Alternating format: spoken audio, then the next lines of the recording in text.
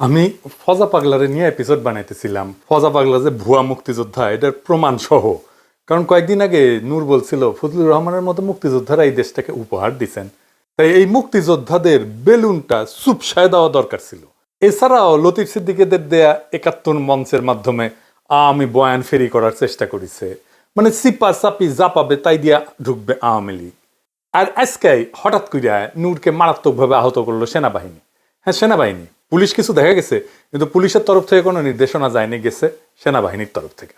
যদিও ফজা পাগলারে নিয়ে কিছু করি নাই, কিন্তু এই সমস্ত ঘটনা কিন্তু একই সুতায় বাঁধা। আমি দেখাই দেবো একে একে। আগে দেখি এই হামলায় সেনাবাহিনীর কে কে ছিল। আজকের হামলা হয়েছে লেফটেন্যান্ট কর্নেল রকিব, অধিনায়ক 18 ইস্ট বেঙ্গল, বর্তমানে জেলে থাকা আওয়ামী জেনারেল সালাউদ্দিন মিয়াজির ব্যক্তিগত স্টাফ ছিল, এবং এর সাথে ছিল লেফটেন্যান্ট কর্নেল আফজালুর রহমান। এই দুইজনের সরাসরি নেতৃত্বে এই হামলাটা হয়েছে। আর হামলার মূল হোতা, মানে যার কাছ থেকে পারমিশন এসেছে, সে হচ্ছে 9ম পদাতিক ডিভিশনের জিওসি মেজর জেনারেল আসাদ আর এক আওয়ামী লেসপেন্সার। তার আদেশেই রকিব আর আফজাল হামলাটা করছে। গণ অধিকারের অফিসের ভিতরে ঢুকে আসবাবপত্র ভাঙচুরের পাশাপাশি টয়লেট ভেঙেও নেতাকর্মীদের উপরে হামলা করছে সেনাবাহিনী। নূরকে আইসিইউ নেওয়া হয়েছে। আমি ব্যক্তিগতভাবে খোঁজ নিছি, আঘাত গুরুতর, তবে খারাপ কিছু ঘটবে বলে ডাক্তারদের আশঙ্কা নাই। এবং আইসিইউ আসলে নেওয়া অবস্থার অবনতির জন্য না, বরং অবনতি যেন আরো না হয় তার আগাম ব্যবস্থা হিসেবে এটা করা হয়েছে। আমি সবাইকে আহ্বান করব, নূরের দ্রুত আরোগ্যের জন্য আপনারা সবাই দোয়া করবেন, যেন বেচারার কোনো ধরনের সমস্যা না হয়।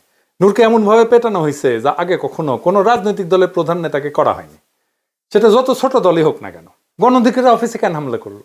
পেটানোর পরে জুলাই আন্দোলনের পক্ষের একটা রাজনৈতিক দলের অফিসে আর্মির হামলা এই প্রথম। কেন করলো এটা আমরা মিলাই দেখবো। এখন প্রশ্ন হইতেছে যে কেন হইল। বিশেষ করে নূর যখন ওয়াকারের পক্ষে সবসময় দাঁড়াইছে, আর্মির পক্ষে দাঁড়াইছে সবসময়, হাসনাতের সাথে যখন ওয়াকারের সে বিতর্ক হইল না, নূর ওয়াকারের স্পোক্সম্যান হয়ে উঠলো। সে কইল ওয়াকারের ডাকে যায় নাই, ছাত্র নেতারা নিজে নিজেই গেছে। দেখেন ওই সময় নূর কি বলছিল সেটা একটু বলি। মানে আর্মিরে পাম দিয়া নূর বলছিল 5ই আগস্টের অভ্যুত্থানে সেনাপ্রধান ওয়াকারুজ্জামান গুরুত্বপূর্ণ ভূমিকা রাখছিলেন। 90 স্বৈরাচার এরশাদকে যেভাবে তৎকালীন সেনাপ্রধান নুরুদ্দিন খান জানাই দিয়েছিলেন, মিস্টার প্রেসিডেন্ট আপনাকে ক্ষমতা ছাড়তেই হবে। বর্তমান সেনাপ্রধান ওয়াকারুজ্জামানও কিন্তু শেখ হাসিনার আত্মীয় হইয়াও তাকে 4ই আগস্ট জানাই দিয়েছিলেন, প্রধানমন্ত্রী আপনাকে ক্ষমতা ছাড়তে হবে। আর সেনাবাহিনীকে টার্গেট করে এই ধরনের বক্তব্য আসাটা আমি সম্পূর্ণভাবে উদ্দেশ্যমূলক এবং অভিসন্ধিমূলক বলে মনে করি। এই গণ অভ্যুত্থানে সেনাবাহিনীর বড় একটা ভূমিকা ছিল, যা ভুলে গেলে চলবে না। সেনাবাহিনীর দিছে ওরে শান্টিং, এখনো এটা শান্টিং ভুলে গেলে এখন হয়। আর ভিডিও দেখি, শুনেন।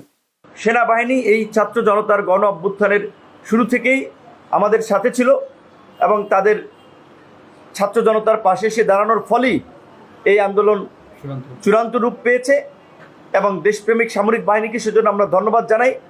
আমরা যে একটা নতুন রাষ্ট্র, নতুন রাজনৈতিক ব্যবস্থা গড়ে তুলতে চাই, সেখানে সামরিক বাহিনী, প্রশাসন, ছাত্র জনতা সকলের অংশগ্রহণ প্রয়োজন।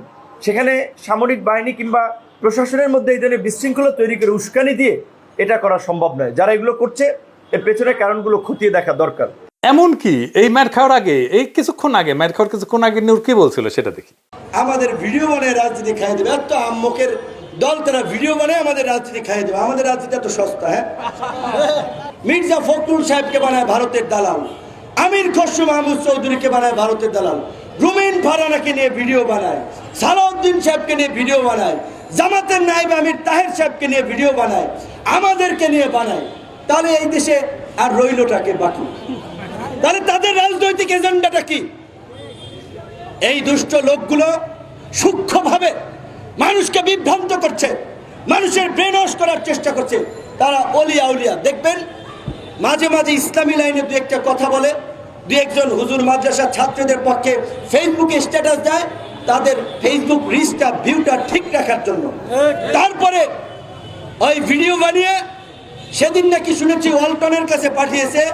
এই যে নতুন আরেকটা টাউট দোকান খুলেছে বাংলা এডিশন নামে, সে চালায় নিউ ইয়র্কে উবার, সে এখানে 1.5 কোটি টাকা খরচ করে আপনার লা মেরিডিয়ান হোটেল, লা মেরিডিয়ান 5 স্টারে বাংলা এডিশন নামে ধান্দাবাজির নতুন দোকান খুলেছে। জাতীয় পার্টিকে কিন্তু এখন পর্যন্ত নিষিদ্ধ করা ওইভাবে যায় নাই। কিছুক্ষণ আগে বন্দুকলা গাড়ি দেখেছেন না, এখান থেকে টহল দিয়ে গেছে, তারা ভেবেছে আপনারা যদি জাতীয় পার্টির কার্যালয়ের দিকে যাত্রা শুরু করেন সেই জন্য বন্দুকওয়ালারা একটা টহল দিয়ে গেছে, তাহলে জাতীয় পার্টিকে বন্দুক দিয়ে পাহারা দেওয়া হচ্ছে। জিএম কাদেরের বাসা উত্তরা, এত জায়গায় মব হইল, ওইখানে তো কোনো মব হইল না। তো এই যে তারা মবের পালোয়ান, যারা মব বিভিন্ন জায়গায় ফাটাইলেন, ওইখানে কেন ফাটাইলেন না? আবার সিলেক্টিভ মব করছেন, ফায়দা নেওয়ার জন্য, ধান্দা নেওয়ার জন্য অনেক জায়গায় মব করা হচ্ছে। প্রকৃত অর্থে গতকালকে এই রিপোর্টার্স ইউনিটিতে কার্যত এই সমস্ত বিভিন্ন ব্যানারের মাধ্যমে আওয়ামী লীগকে ফেরানোর কিংবা আওয়ামী লীগকে প্রাসঙ্গিক করার যে একটা প্রক্রিয়া চলছে, সেখানে বাধা দিয়েছেন যৌক্তিক। দেখেছেন তো, মানে ও মব নিয়ে কথা বলতেছে। নূরের পলিটিক্যাল স্ট্যান্ড ছিল pro Waker, pro army, pro মুক্তিযুদ্ধ। কয়েকদিন আগে প্রফেসর ইউনূসের সরকারকে ব্যাকল সরকার বলছে। দেখেন এই এক বছরে এই যে কি বলবেন, ব্যাককুল সরকার বলবেন না আহম্মক সরকার বলবেন, এক বছরে কোন জায়গায় নির্বাচিত প্রতিনিধি নেই। ইউনূসের কার্যালয়ে ঘেরায়ের হুঁশিয়ারি দিছিল নূর। ভাঙচুর ভাওতাবাজি বাদ দিবেন। ডিসেম্বরের মধ্যে আহত পরিবারকে 8 লক্ষ টাকা এবং নিহত পরিবারকে 1 কোটি টাকা করে আপনারা যদি সহায়তা দিতে ব্যর্থ হন, জানুয়ারিতে আমরা প্রধান উপদেষ্টার কার্যালয় ঘেরাও করবো। আমরা তার মানে গণ অভ্যুত্থানের যে সরকার, সেটার বিরুদ্ধে আর্মির পক্ষে নূরের সবসময় অবস্থান ছিল, যেটা ইন্ডিয়া এবং আওয়ামী লীগের একটা কাঙ্ক্ষিত অবস্থান। এই সরকারকে মেরুদণ্ডহীন এবং দুর্বল বলছে। বলছে 11 মাসে নাকি তারা, মানে প্রেসিডেন্ট সরকার স্বপ্নকে দুঃস্বপ্নে পরিণত করছে। ডক্টর ইউনূসকে নিয়ে আমরা অনেক আশাবাদী হয়েছিলাম, অনেক স্বপ্ন দেখেছিলাম এবং স্বপ্নের বাংলাদেশ বিনির্মাণ করতে চেয়েছিলাম, কিন্তু 11 মাসে আমাদের স্বপ্ন দুঃস্বপ্নে পরিণত হয়েছে। এই কথা আরো 6 মাস আগেও বলছে, যখন মাত্র 5 মাস হয়েছে সরকারের ক্ষমতা নেওয়ার। দেখেন, শুনেন। 5 মাসেও সরকার এখন পর্যন্ত বিভিন্ন পরিস্থিতির নিয়ন্ত্রণে খুব দক্ষতার পরিচয় দিতে পারে নাই। আবার বলতেছে লেজে গবরে করে ফেলছে 10 মাসে। মানে সে বলতেই আছে, সে 5 মাস পর থেকে এই সমস্ত আলাপ দিতেই আছে। এমনকি এই সরকারকে পুনর্গঠনের দাবি জানাইছে নূর। বলছে যে এই অন্তর্বর্তীকালীন সরকার মানুষের আকাঙ্ক্ষা অনুযায়ী কাজ করতেছে না, বেশি অক্ষম হইলে ক্ষমতা ছেড়ে দিতেও বলছে। শোনেন, ডক্টর মোহাম্মদ ইউনূসকে বলবো, আপনি যদি কোনো সমস্যা বোধ করেন, আপনি যদি রাষ্ট্র পরিচালনায় কোনো চ্যালেঞ্জ বোধ করেন, সমস্ত রাজনৈতিক দলের শীর্ষ নেতৃবৃন্দকে আপনি ডাকেন, তাদের সাথে খোলামেলা আলোচনা করেন। আজকে আমরা সমস্ত রাজনৈতিক দল যদি এই সরকারকে সাপোর্ট না করি, সরকার টিকতে পারবে না। এমনকি এটাও বলছে অন্তর্বর্তী সরকারের ক্ষমতা হস্তান্তর শান্তিপূর্ণ হবে কিনা সেটা তার সন্দেহ আছে। তার মানে এরা মাইর খাবে। দেখলেন তো, মাইর খাওয়ার আগেও কথা বলছে মব নিয়ে, যে জিএম কাদেরের বাসার সামনে কেন মব হইল না। আবার শোনান এডিটর সাহেব। জাতীয় পার্টিকে কিন্তু এখন পর্যন্ত নিষিদ্ধ করা ওইভাবে যায় নাই। কিছুক্ষণ আগে বন্দুকওয়ালা গাড়ি দেখেছেন না, এখান থেকে টহল দিয়ে গেছে। তারা ভেবেছে আপনারা যদি জাতীয় পার্টির কার্যালয়ের দিকে যাত্রা শুরু করেন সেই জন্য বন্দুকওয়ালারা একটা টহল দিয়ে গেছে, তাহলে জাতীয় পার্টিকে বন্দুক দিয়ে পাহারা দেওয়া হচ্ছে। জিএম কাদেরের বাসা উত্তরা, এত জায়গায় মব হইল, ওইখানে তো কোনো মব হইল না। তো এই যে তারা মবের পালোয়ান, যারা মব বিভিন্ন জায়গায় ফাটাইলেন, ওইখানে কেন ফাটাইলেন না? আবার সিলেক্টিভ মব করছেন, ফায়দা নেওয়ার জন্য, ধান্দা নেওয়ার জন্য অনেক জায়গায় মব করা হচ্ছে। হাসিনা 2024 নির্বাচনের আগে এই নূর কিন্তু জাতীয় পার্টির অফিসে গিয়ে মিটিং করছে জাতীয় পার্টির সাথে। জি, কিন্তু কেন নূর জাতীয় পার্টি নিয়ে বিশেষ করে সোচ্চার হয়ে উঠলো, এটার কোনো ব্যাখ্যা কিন্তু আমি খুঁজে পাই নাই। একটা কারণ হইতেই পারে ব্যক্তিগতভাবে ওর সাথে কোনো সমস্যা আছে। আরেকটা কারণ হইতে পারে জাতীয় পার্টির নেতারা পয়সাওয়ালা মানুষ, তাদের সাথে টাকা পয়সার আবার কোনো লেনদেনের ব্যাপার আছে কিনা সেটা আমি জানি না। তো জাতীয় পার্টির সাথে দৃশ্যমান সমস্যা শুরু হয় 2024 নভেম্বরে রংপুর থেকে। নূরের পার্টির বিভিন্ন জায়গায় জাতীয় পার্টির অফিসে হামলা কিন্তু করছে নূরের দলের লোকেরাই। এইবার আসেন আমরা কয়েকটা ঘটনা মিলাই দেখি, হয়তো কিছু সূত্র আমরা পাবো। আসিফ নজরুল এই হামলার নিন্দা জানাইছে, প্রেস সচিব বলছে ন্যাক্কারজনক হামলা। তার মানে এইটা সরকারের ইচ্ছায় হয় নাই, সরকার জানেই না যে এমন একটা ঘটনা ঘটতে যাচ্ছে। এটা করছে ওয়াকার নিজে। ওয়াকার যেটা করবে এই পরিকল্পনাটা কি আর কাউকে জানাইছে? আমার অনুমান ওয়াকার এটা জামাত আর বিএনপিকে জানাইছে। কারণ জামাত আর বিএনপির বিবৃতিতে আর্মির কথাটা নাই। কেন নাই? তারেক রহমান মবের কথা বলছে এমন ভাবে যেন মব করতে গেছে নূরেরা। আর তারেক রহমানের ইংরেজিতে লেখা স্ট্যাটাসের বাংলা হইতেছে, আমি পড়ে শুনাইতেছি, বাংলা করে শুনাইতেছি। বিএনপি নুরুল হক নূরের উপরে হামলা এবং কাকরাইলে ঘটে যাওয়া সহিংস ঘটনার তীব্র নিন্দা জানাচ্ছে। কি কি ঘটছে সেটা কিন্তু বললো না। দেখছেন, আমরা গণতান্ত্রিক উত্তরণের একটা অত্যন্ত সূক্ষ্ম সময় রয়েছি, যার প্রথম ধাপ হলো জাতীয় নির্বাচন। সম্মিলিতভাবে আমাদের নিশ্চিত করতে হবে যেন আজকের মতো অস্থিতিশীল পরিস্থিতি ছড়িয়ে না পড়ে এবং আমাদেরকে গণতন্ত্রের পথ থেকে বিচ্যুত না করে। মানে সে আশঙ্কা করতেছে, তারেক রহমান আশঙ্কা করতেছে যে এই ঘটনা ছড়াই যাবে সারা দেশে, জাতীয় পার্টির অফিসগুলোর উপরে হয়তো হামলা হবে। এবং এই অস্থিতিশীল পরিস্থিতি কে করলো? করছে তো তার জোটের লোকেই, তাই না? গণতন্ত্রকামী সব পক্ষ, যার মধ্যে বিএনপি এবং তার মিত্ররা অন্তর্ভুক্ত, মানে নূরের দলের কথা বলতেছে, তাদের সংযম এবং সহনশীলতা প্রদর্শন করতে হবে। গত বছরের গণ আন্দোলনের প্রকৃত চেতনা জাগ্রত রাখতে হবে। দেশকে বর্তমান অস্থিরতার শৃঙ্খল থেকে মুক্ত হইতে হবে। বাংলাদেশকে আগায় নিতে হইলে আমাদের এই যে মবের সংস্কৃতির বিপরীতে সতর্ক থাকতে হবে। আইনের শাসন প্রতিষ্ঠা করতে হবে এবং একটা শান্তিপূর্ণ স্থিতিশীল দেশ গড়ে তুলতে হবে। কেবল জনগণকে গণতান্ত্রিক পথে ক্ষমতায়ন করা এবং সবার জন্য ন্যায় বিচার, সমতা ও মর্যাদা নিশ্চিত করার মাধ্যমেই আমরা ঐক্যবদ্ধ জাতি হিসেবে সাফল্য অর্জন করতে পারি। আমি নূরের দ্রুত সুস্থতা কামনা করছি এবং সরকারের প্রতি আহ্বান জানাচ্ছি যেন ঘটনাটির আইনানুগ তদন্ত পরিচালনা করা হয়। আর্মির কথা আছে নাই, এর মানে কি? মানে মার খাইছো, ফাঁসি খেয়ে থাকো। জামাতও তাই, বলে নাই কে মারছে। দেখেন, অত্যন্ত দুঃখজনক হইলে সত্য যে আর্মির ভূমিকা ইচ্ছা করে এড়ায় যাওয়া হয়েছে। ভাসুর হয়তো আর্মি, তাই তার নাম মুখে আনে নাই। তবে জুলাইয়ের তারুণ্য এই বিপদটাকে সঠিকভাবে উপলব্ধি করতে পারছে। এই ইস্যুতে একযোগে কথা বলছে।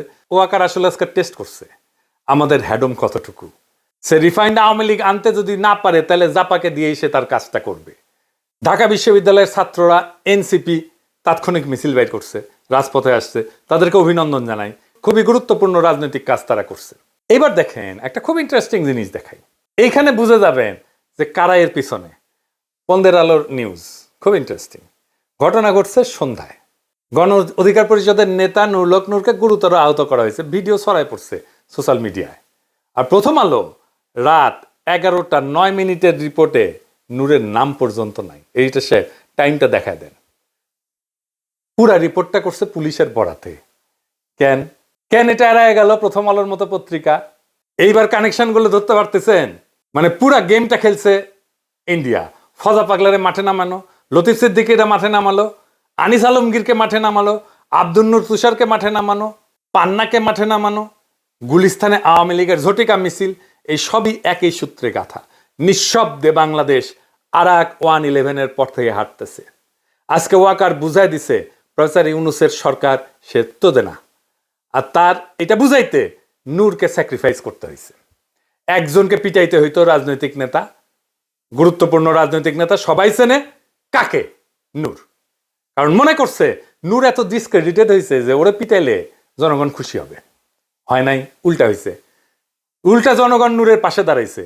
পিটায় ওয়াকার তার ক্ষমতা দেখাইলো যে আমি কি করতে পারি, আমার অ্যাডম দেখো। ইন্ডিয়ার বড় সাও আওয়ামী লীগকে নিষিদ্ধ করছো, ছোট সাও জাতীয় পার্টিরে কিছু বলবা না। কিন্তু বুঝতে পারে নাই এই আর্মিকে ব্যারাকে ফেরানোর দাবি উঠবে। প্রফেসর ইউনূসের উচিত দ্রুত আর্মিকে প্রত্যাহার করা, মাঠ থেকে সিভিল প্রশাসন দিয়ে আইন শৃঙ্খলা রক্ষা করা। যেখানে আর্মি যাচ্ছে সেখানে ঝামেলা করতেছে।